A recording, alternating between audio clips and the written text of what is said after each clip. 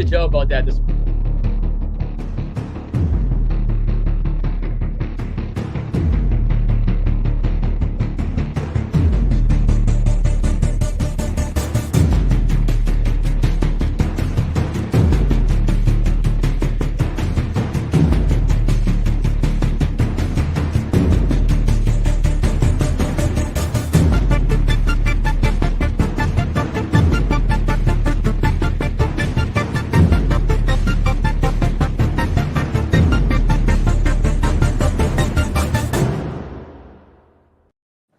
Boom, there you go. Man, well, that's a hell of a tape. Nice job, Joe, whoever made that. But that last ground and pound, you know what I mean? Imagine there's some elbows in there now. You kidding me? So you talked to Joe obviously before you got cut off.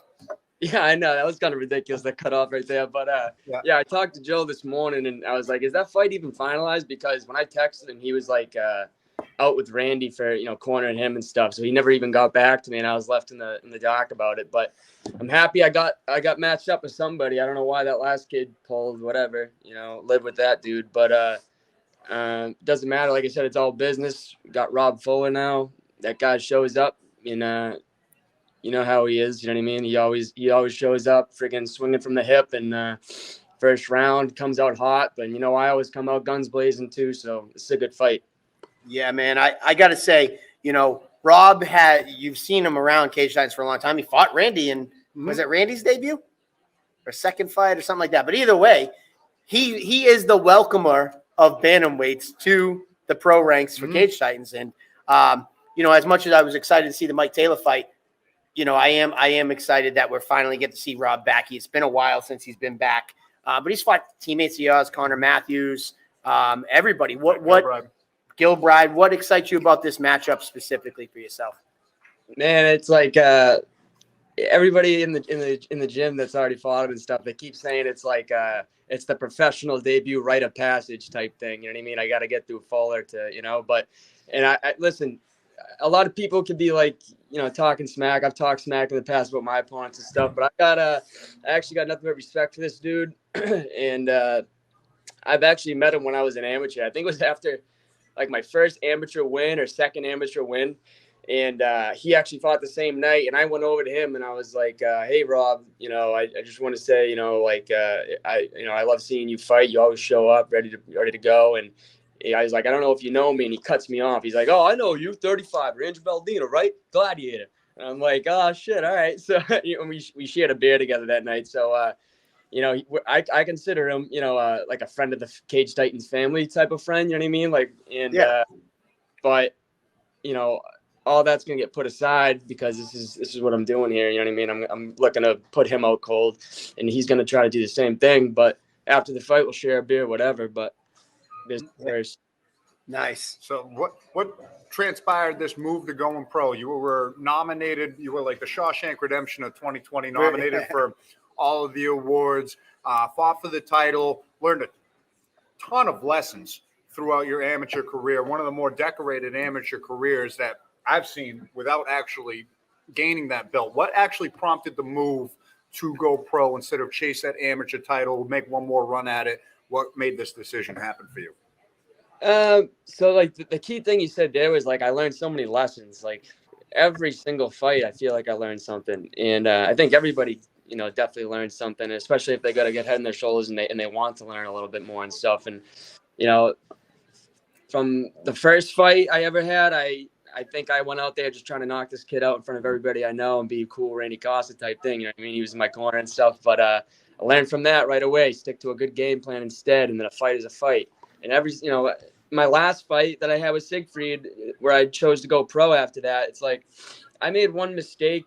That first round, he definitely edged the 10-9 round. He took me down and, outstruck me a little bit. So I give him the 10-9. But the second round, I came out like a friggin' world champion. And I hit him with a nice 3-piece, took him down. And then had good top control. But then when I went for another takedown, I just rolled.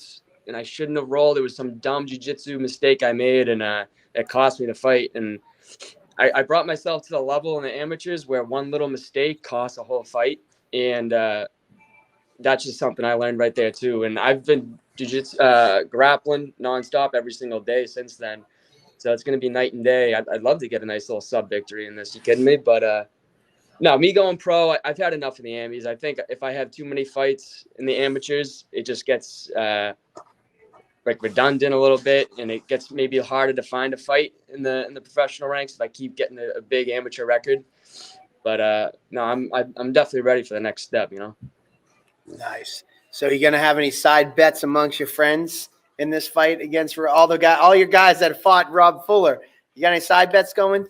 What do you mean? What do you mean? Like Johnny and I, we fought the same guy, and still to this day, I bust his balls that I beat a guy faster than he beat him. So like how the fight's gonna go. No, man, I'm just looking to win. I'm not delving into that shit. You know what I mean? Maybe my friends will have side bets without telling me, and they'll tell me after the fight or something like that. But I'm all business. I'm just looking to get in there and win. Yeah. All right. Cool. Well, yeah, I'm sure if you do, depending on how it goes, if you do win, I promise you, your first probably call will be to Randy. Be like, I beat him faster. So don't try to be all humble now. Don't try to be humble. You know it.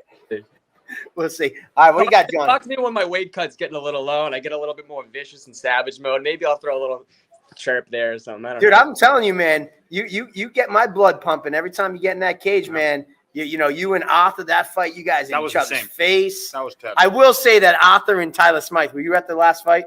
Oh yeah, that was quite the stare down right there. I like that they got so close. Like, what the hell, guys? You guys don't let me get that close. You kidding me?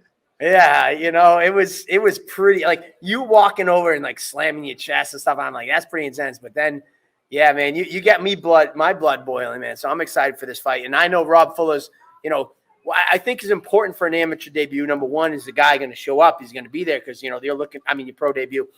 Also, like, Rob's an intimidating guy, and a guy that if you don't take seriously, he'll put you out, like Jacobo Pito and things, and Dan Shapiro. Yep. I think this is a great welcoming because, you got a game opponent and it's for keeps now. So you're going to learn a lot in your first fight, whatever way it goes. Yeah. Yeah. I think in some ways Rob's, more dangerous than my original opponent was supposed to be, Michael Taylor. You know what I mean? They just bring two different things to the table. So it's going to be an exciting fight. Absolutely. Well, we've been asking everybody since Halloween is coming up. We need to know your go-to Halloween candy. I actually commented to you guys on your last Table Titans. My favorite is the mini white chocolate Reese's, but you got to get them in like a bag at CVS, not like little tiny little cups. Like here's a cup. No. I'm talking like after Halloween, you get yourself that mini bag, whatever, and you just eat them by the handfuls like a shovel. That's the way to do it. Oh, you mean like the ones that are unwrapped? Yeah, exactly. Unwrapped. Yes.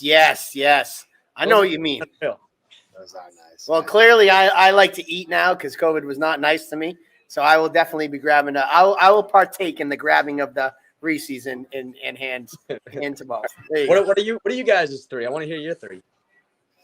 all the above. I like peanut butter, so I'm like a Reese's guy. I like Reese's. I'm not like.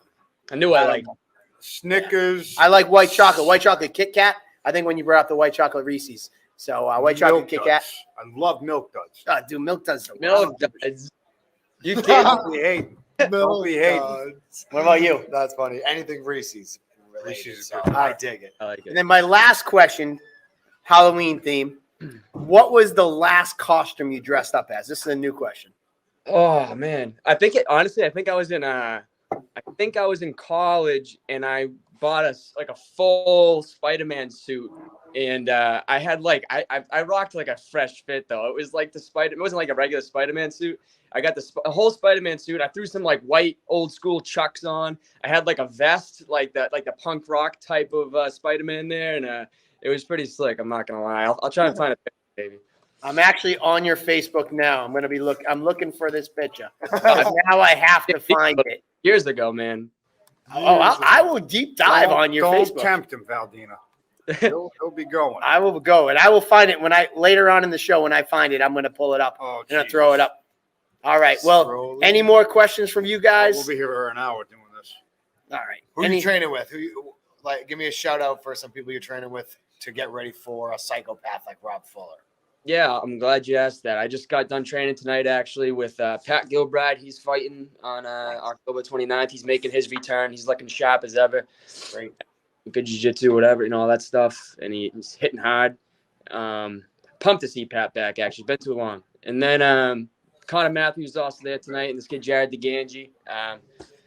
They're all getting me ready. Dan Walsh, he's been getting me ready. Tyler Menard as well. We got to get that kid a fight. I got to stop posting about Tyler Menard, actually, because it's like no one that wants to fight this kid. And I think we all just got to put him in a little cave and make people forget about him. You know what I mean? But other than that, I have some sponsors that I'd like to shout out. If you guys give me the Go right ahead. I think All right. Joe, you got a video? You going to put the video on? Flash him, yeah. Oh, nice. All right, yeah, I'll do that. I actually found out that there's some companies I didn't send to you, Joe. I apologize, but I'll just go on the order you give me. You wait. First one is Kayla Frazier, graphic design. She's a good friend of mine since high school, and she I'm not sure if she does any more freelance work just yet, but because her work schedule is so slammed with the graphic design she does for that specific company, but she does do freelance. Any fighters that are looking for logos for their fight T-shirts or just logos I have on their Instagram, whatever, reach out to her. You can, on all these companies, you can go to my Instagram or my Facebook and click the link in my bio, and you'll bring them right to each company. So moving on. Get Right Nutrition. That's a nutrition shop in Drake, Mass, my hometown. And they definitely keep me fueled post-workout. I'm always sitting there after my strength and conditioning sessions, Thursdays. Unbelievable protein shakes and stuff like that. And they actually helped my youngest sister out, Kathleen. She's a school teacher in the Drake Public Schools, and they made this like Little Miss tea. And anybody that bought that tea during the month period, part of the funds went to her classroom project, which is cool. Face Off Fight Company.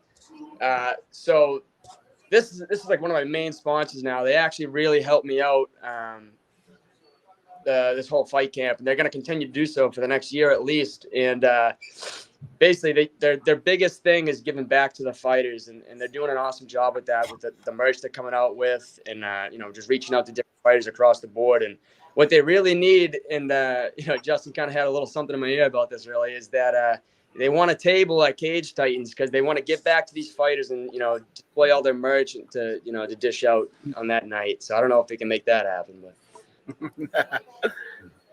And then McNeil Landscaping. That's he's been riding. This guy Scott McNeil. He's just entrepreneur, business owner. This is his company that he started from the ground up. He's been riding with me since day one. Wrestled with me in high school, and he's just a nonstop workaholic. So reach out if you want a nice yard. Fall season, get rid of those leaves. You know what I mean? Nice. Cage Day with Chris DeCarlos. So this guy, you guys already know him, but for those who don't, he dishes out the best. Besides Table Titans, interviews and podcasts out there. And for any Cage Titan 56 fighters that are going to be fighting this upcoming month, reach out and try to get your slot because, any platform's a good platform. You know what I mean? All right. Cool. And I'll try to make this quicker, but I got to. You're good. My boy, the Ninja Turtle's waiting. And, chill in the sewer, dog. So into Action Recovery, it's a nonprofit organization that my family actually created. It's a 12-step program to help fight people dealing with stuff like that. Kelsey Sheehan Photography. She is one of my new sponsors for this fight, and she actually trains out of Lowe's MMA. She's a really nice lady. She does a lot of wedding photo shoots too. Nice. Patty's Ale House. That is a place that I won't hit post-workout, but I'll hit post-fight. And that's the spot to be. You know what I mean? It's not the Patty's Pub from Always Sunny, but it's second in line. I'll tell you that much. Go there right after. And Drake at Mass. I'll buy you a beer if you come. No, I won't. And then U.S. Golden Pond. It's out of Manchester, New Hampshire. They get the best deals around. There's always new inventory. My sister and her boyfriend actually run that business. And then finally, Party Time Rental. We have it's actually my father owns this, and I help him out with all the tents, tables, and chairs that we dish out and rent out. We basically cover northern Mass to southern New Hampshire, that area. And then I said finally, but last but not least, this isn't even a sponsor. And knowing then. But I got this shirt from my buddy James McDonald, and I can't see it. You gotta stand up. Stand up. All right, hold on. Stand up. Those got wild. Ah, there we go. There you go. All right. All right, cool. James McDonald Electrical. He gave me this free shirt, and he's actually doing a lot of work for my family at their house in New Hampshire. So reach out to him. All right, and then no more indents and no Oh, indents. wait, and then one more. My grandmother, I forgot. My grandmother's actually she was in the hospital recently with she had some health problems going on, and I just want to give a big shout out to her. She's tough as nails, tougher than me, I'll tell you that much. She's going through it, but she's getting through it, and she's a freaking survivor, and she's hard as nails, I'll tell you that much. So shout out to, we call her Other Mother, so shout out to Other Mother. I love you. That's it. All right. Well, I have an in then. I went for a deep dive. I couldn't find the Spider-Man. No, I did find this. no, what are you doing here? Oh, What are you doing here? Oh, no. I did find that. I tried What am I, stopping. 7 years old? Get rid of that. 2010.